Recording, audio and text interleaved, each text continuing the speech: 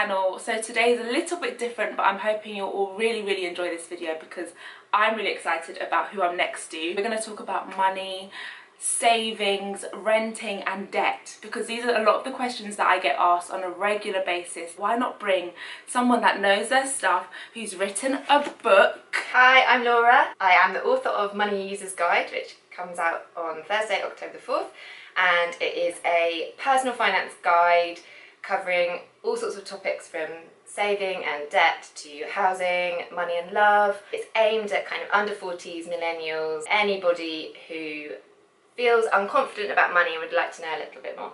So basically all of us. Yeah, basically everybody. All of us fit in there. A lot of people think sometimes that because I own my property already, like I've got everything clued up. Yeah. Like I was flicking through the book and I was learning so much, and it's like, why didn't I know this before? What's the reason behind why you decided to write this book to begin with? So I've been a journalist for about 10 years. I'm 33 now. Yes. You don't look good. Thank you. And when I started, I just moved to London. I didn't grow up in London. Like most graduates, I didn't really have much money, and I didn't really know anything about money at all, and I wanted to be a journalist, and I landed an amazing job as quite a junior person writing about money for the Times. And so I had to learn quite fast, not just because I was writing about it for other people, but also because I had to figure out how to rent myself and how to get by in London and how to have fun in London, because I think there's a lot of there's a lot of chat about millennials wasting money. But also at the same time, there's this idea that you're in your 20s, you've got to like enjoy life, exactly, like go out. Older, so it's kind of trying to find that balance. That's the key word that I always share as well. I guess that leads on to renting. Because let's face it, it's very hard to buy a flat. I found it so difficult to buy a flat. A lot of people think that because I did it was easy. It absolutely wasn't. And so I know that renting a flat alone can be really difficult as well, from experiences that I've heard. I haven't experienced it myself, which is why I want to ask loads of questions about it, because I know a lot of people watching have. You know, they're renting and they're finding it really hard to save because they do eventually want to buy their own place. What sort of tips or, advice, where can they get more information? It's not easy for starters. Like, there's no easy solution to how expensive housing is.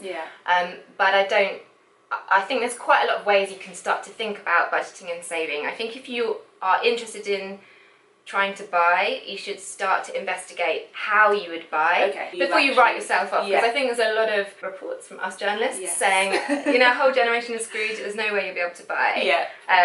There are things you can do. So, as you've probably talked about before, when you are thinking about buying, you should think about how much you can borrow on a mortgage alongside your deposit. So you need to figure out how much you need to save for your deposit. And how much you can borrow is based not just on how much you earn. Usually it's about 4 to 5 times how much you can earn. How much you earn, But also it's to do with how attractive a borrower a bank will think you are. The vision of you that you create. Exactly that. So that's partly to do with your credit file and your credit history. It's partly to do with your spending patterns. So when our parents' generation bought houses, it was basically just about how much they earned. Whereas now it is much more to do with whether you are seen to be a reliable borrower long term. So I would say one of the things to do if you're renting is to, and you think you've got a chance of buying, try to figure out your spending patterns and try to monitor what's coming in and out of your bank account a bit better. That's also a really great way to save. Personally, I did it by paying myself first. It's like a very old-fashioned way of thinking about it, but making sure that your salary, the minute it goes in your bank account, that's what I did. I set up loads of standing orders, and I named all of the different accounts, like house deposit, new kitchen, new bathroom, just to like visualize and make sure that I did it, because otherwise it would just be money going nowhere. Well, that's it, exactly. Like, and being a bit more mindful about where it's going. And there's a lot of really good apps and bank accounts now, and one's Starling, Revolut, and there's some other apps like Chip and Moneybox and Plum, and they just help you set up different pots, and you can do it on your phone. It's really straightforward. So it makes it so much easier. Rather than having to get an Excel spreadsheet out, which I have never been very good at. So I guess that's the first thing. If you're interested in buying and you're starting to work out how to save, the best thing is to use one of the government schemes, like Help to Buy, ISA, or Lifetime ISA. They are both really good because you get free money. Which one's best depends on when you want to buy your house and where you want to buy it.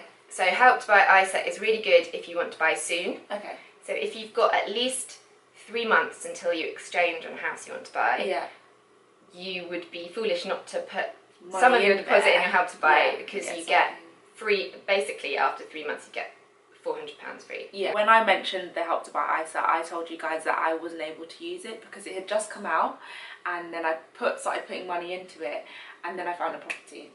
Okay. And then it was just like, your money's not been in there long enough. Yeah. So, but I always encourage them to go for a Help to Buy ISA, but I'm glad that if it's an immediate thing, then that's the better option. That's the better. And if it's more of a long-term thing, you would suggest I would suggest a lifetime ISA, but only if you are sure you want to buy, or for a pension. You can't take it out until you're 55, I think it is. And when do you have to decide that?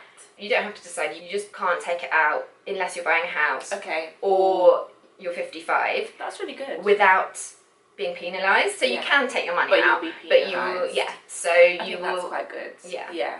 So, but you can't use the bonus on a lifetime ISA, which is 25% of your balance, until a year after you've opened it. If you definitely want to buy a house and you know that it won't be for at least a year, I would say a lifetime ISA is a good option. Okay. You can save up to £4,000 a year in it. Okay. So you get £1,000 a year free on top of that, which is really good. That's really good. The Help to Buy ISA, you can use it for a property up to £450,000 in London, or £250,000 in the rest of the UK. The rest of the UK, so you're limited. And a lot of the viewers aren't in London. Right, yeah. Like I had to leave London because I couldn't afford London, so I had to come out slightly. You get the government bonus when you buy. You only get that once you complete on a property. Yeah. So you don't get it at the exchange point. And when you exchange on a property, you do have to put down a deposit.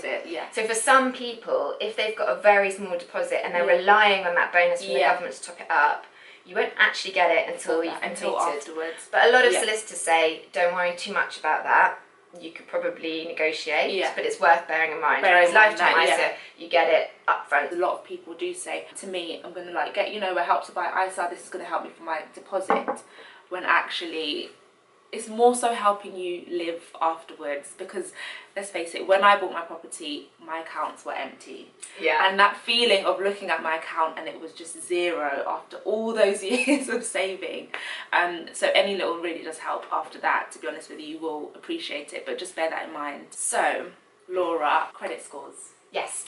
Credit scores, I don't even know where to begin because I get so many questions on credit scores from, what does my credit score need to be to buy a property? And I'm aware that it doesn't need to be anything, and it can vary depending on what you're going for and all of that stuff, and there's different balances.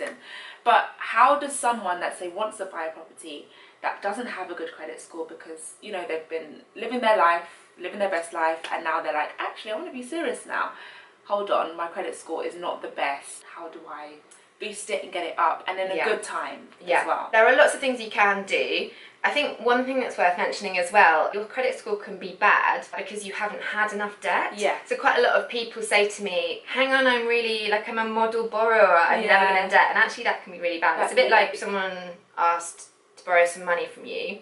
You're like, well, show me evidence you're going to pay it back. If they've never borrowed money before, that might make you feel entitled. You're like, banks offer it. Pay me back. Exactly.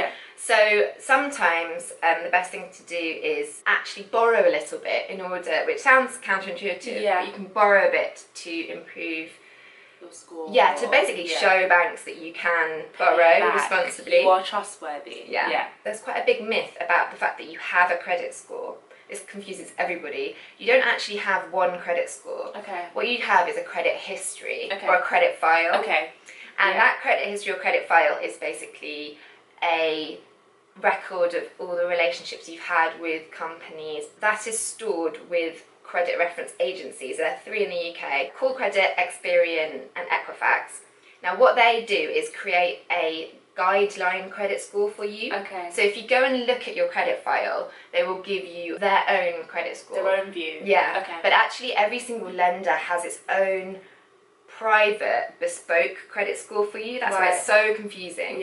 So if you went to say HSBC and asked to borrow money, they will assess you, give you a credit score, but they won't tell you what that is, and they won't tell you how they came to that conclusion. So if you go on Experian and you see your credit score, it's a good guide but I would say it is just a guide. It's not that you then go to HSBC, they might have a different view of what they consider to be a good borrower. So that's worth remembering. You should definitely check your credit history and credit file to see. Firstly, it might be too late, but I would recommend making sure you pay all your bills on time. Mobile phone, gas and electricity bills, insurance, because a missed payment will be recorded on your credit history, credit file. And I've seen quite a lot of people, for example, they've been in a shared flat as a student, and then they all move out and someone forgets to pay the bill. And it's only like £5. £10, £20, but that does stay, and it stays on your credit history for 6 years. And it's much worse if you end up having your bill taken to a debt collection agency, which can happen further down the line. That's also bad for your credit score. So try and avoid doing that.